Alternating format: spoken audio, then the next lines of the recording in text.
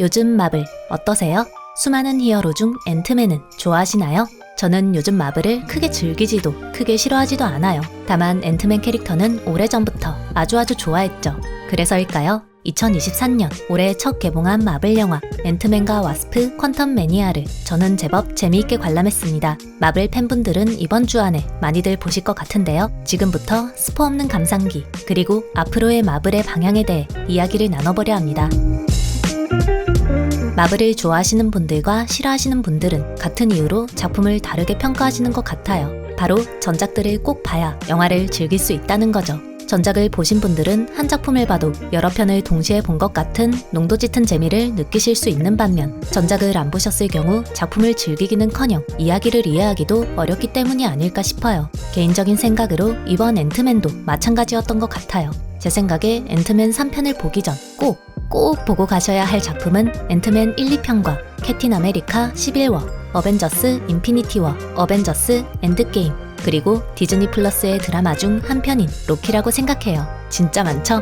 작품 하나 보기 위한 허들이 점점 높아지는 것 같아요. 마블 영화를 좋아하지만 드라마는 잘 챙겨보지 않는 1인으로서 슬슬 작품 하나 보는데 드는 시간적 비용이 부담스럽게 느껴지기도 하더라고요. 다만 이번 앤트맨의 경우 다행히 로키 포함 전작들을 모두 봤기 때문에 상당히 흥미롭게 작품을 감상할 수 있었어요. 와, 이 캐릭터가 여기에도 나오네? 그 이야기가 이렇게 이어지네? 라며 이야기에 몰입하기도 했고요. 다만 전작들을 모두 보지 않으신 분들의 경우 아니 여기에서 그 말이 왜 나와? 이 캐릭터는 또 누구야? 같은 갑갑함 혹은 답답함을 느끼실 수도 있을 것 같아요. 그러니 이번 앤트맨을 보고자 하시는 분들은 가능하다면 전작을 모두 감상한 후 보시기를 추천드립니다. 그런데 생각해보니 로키 드라마는 또 토르 영화를 다 봐야 이해할 수 있는 거네요. 이대로라면 마블이 신규 시청자를 대거 놓치게 되지 않을까 우려가 되기도 해요. 그리고 다음 편을 위해 밑밥을 까는 흐름이 계속해서 이어지다 보니 어째서인지 한 편의 영화를 다 봤는데도 불구하고 뭔가 결말을 보지 않은 것 같은 찝찝함이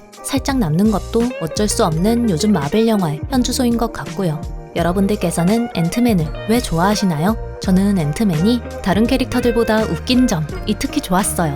이혼을 했지만 전부인과 부모로서 완만한 관계를 유지하는 데다 아버지로서의 역할은 확실하게 해내는 딸바보인 점도 마음에 들었고요. 아마 저뿐만 아니라 다른 분들도 비슷한 이유로 앤트맨을 애정하시지 않을까 싶은데요. 그런 앤트맨에게도 약간의 아쉬움은 있었던 것 같아요. 바로 히어로라기엔 무게감이 부족하다랄까요? 사실 저는 그런 생각 별로 한 적이 없는데요. 이번 3편을 보니 제작진들은 이 부분을 앤트맨의 아쉬운 점으로 꼽았고 그래서 그 부분을 보완하는 방식으로 이야기를 꾸린 게 아닐까 라는 생각이 들었어요. 감독 또한 비슷한 인터뷰를 하기도 했고요. 전작들이 여러 히어로 무비 중 쉬어가는 간식 같은 역할을 했다면 이번에는 메인 역할을 할 것이라고 직접 표현하기도 했으니까요. 그러고 보면 앤트맨은 히어로들 중에서는 무게감이 다소 가볍긴 했던 것 같아요. 굳이 비교하자면 캡틴 아메리카 같은 묵직함은 없었으니까요. 꼭 성격적 부분이 아니더라도 뭔가 세계를 구하기 위해 나를 기꺼이 희생한다는 성질이 다른 캐릭터들에 비해 다소 약하게 드러나지 않았나 싶긴 하더라고요. 하지만 그때는 그런 방식이 괜찮았던 것 같아요. 무게감 있는 기존 캐릭터들이 단단하게 자리를 잡고 있으니 굳이 앤트맨까지 같은 포지션을 취할 필요는 없었던 것 같거든요. 하지만 이제는 기존 캐릭터들이 엔드게임을 끝으로 자리에서 물러났죠. 무게감 있어야 할 자리는 자연스럽게 비어졌고요. 저는 그래서 어쩌면 제작진들이 그 무게감 있는 자리에 앤트맨을 두려는 건 아닐까라는 생각을 3편을 보면서 했습니다. 그리고 영화를 다 감상한 뒤 영화관을 나오면 어쩌면 앤트맨이 정말로 그런 무게감을 가질 수도 있겠다라고 짐작하기도 했죠. 다만 저는 아직도 앤트맨이 메인으로서는 다소 약하다고 생각했는데요. 영화를 보신 분들은 아시겠지만 이건 앤트맨이 싸운다기보다 앤트맨 패밀리가 싸운다는 느낌이 강하게 들었거든요. 영화를 보며 역시 폴러드가 아닌 역시 마이클 더글라스라고 생각한 건 아마 저뿐만은 아닐 거라고 생각해요. 이걸 제작진분들이 노리셨다면 성공적인 영화라고 볼 수 있을 테고 아니라면 4편에서 조금 더 수정이 이루어지지 않을까요? 그렇게 조심스럽게 예측해봅니다. 추천드리고 싶은 대상은 역시 마블 팬분들이 아닐까 싶어요. 마블 시리즈를 욕하면서도 계속 보는 분들이 계시죠? 제가 그중 한 명인데요. 약간 다른 점이 있다면 저는 욕먹은 마블 영화들도 나름대로 재미있게 봤다는 거예요. 제가 마블 영화의 어마어마한 작품성을 기대하지 않기 때문인지도 모르겠지만요. 저는 마블 영화들 중에 훌륭한 작품이 제법 많다고 생각해요. 특히 캡틴 아메리카 시리즈와 어벤져스 엔드게임은 그야말로 수작이라고 생각하고요. 다만 모든 마블 영화가 그럴 수는 없지 않을까요? 한 명의 감독의 필모그래피만 봐도 졸작과 수작이 섞여 있는데 하물며 여러 감독이 어쩌면 자신의 고집보다도 제작사의 뜻에 맞춰 만든 작품이라면 모두 수작이기는 어렵지 않을까 생각해 봅니다. 물론 그 정도가 점점 심해지니까 문제시 되고 있는 것 같고요. 그 부분, 마블 몰락의 핵심적 원인에 대해서는 좀 이따 자세히 말씀드릴게요. 여튼 마블도 그런 단점을 스스로 인지했는지 감독들의 입지를 점점 넓혀주는 방향으로 움직이는 듯 보여요. 같은 시리즈에 같은 감독을 꾸준히 고용하는 게 그중 한 예가 되지 않을까 싶고요. 지금까지 감독을 교체하지 않아 성공한 케이스로는 캡틴 아메리카와 어벤져스의 루소 형제가 있죠. 가디언즈 오브 갤럭시의 제임스 건 감독도 꾸준히 고용하고 있고요. 스파이더맨도 1편부터 3편까지 조나츠 감독에게 모두 맡겼습니다.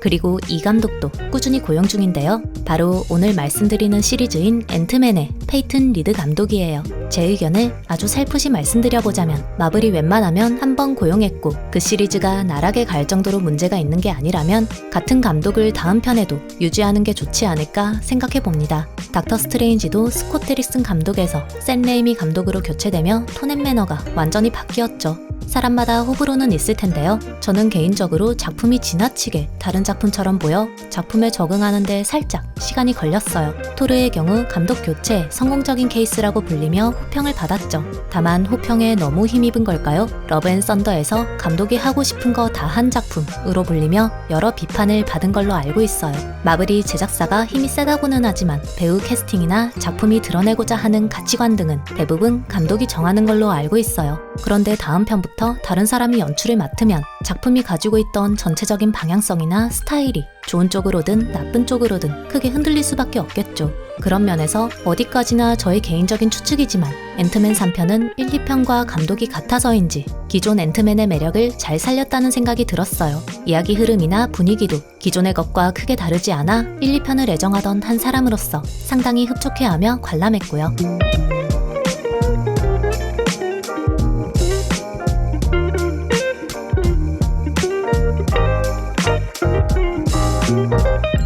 비추천 대상은 영상 초반부에서도 말씀드렸지만 아무래도 지난 작품들을 보지 않으신 분들이 될 수밖에 없는 것 같아요. 전작들을 안 보셨다면 영화가 전혀 이해되지 않으실 수도 있어요.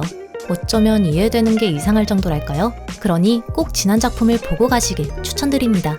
제 생각에 이번 앤트맨 3편은 제법 많은 관객들의 마음에 들지 않을까 싶어요. 그렇기에 페이튼 리드 감독에게 다른 더 중요한 일정이 생기지 않는 이상 앞으로의 시리즈도 쭉 맡기지 않을까 예상하고요. 혹시 디즈니가 작년 11월 CEO를 교체한 걸 알고 계시나요? 이번에 교체된 CEO는 밥 아이거인데요. 이분은 1996년부터 2020년까지 약 20년 동안 디즈니에서 일한 분이시라고 해요. 픽사, 마블, 루카스필름을 인수한 장본인으로 애니메이션 디즈니를 넘어 현재의 디즈니 제국을 완성시킨 인물로 불린다고 하고요. 최근 디즈니가 망하고 있다고 느낀 분 계실까요? 많으실 것 같은데요. 시기적으로만 봤을 때 디즈니의 몰락은 이분이 디즈니 CEO에서 물러난 시기와 맞물린다. 그러니까 이분 다음으로 임명된 CEO 때부터 디즈니의 몰락이 시작되었다고 볼 수 있는 것 같더라고요.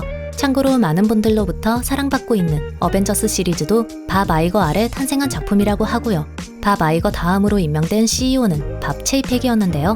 밥 체이팩은 비용 절약 면에서 뛰어난 성과를 보이며 CEO 자리에 올랐다고 해요. 다만 지나치게 비용에만 집중한 바람에 밥 아이거가 20년간 쌓은 공든탑이 2년 만에 무너졌다고 보는 분들이 많으시더라고요.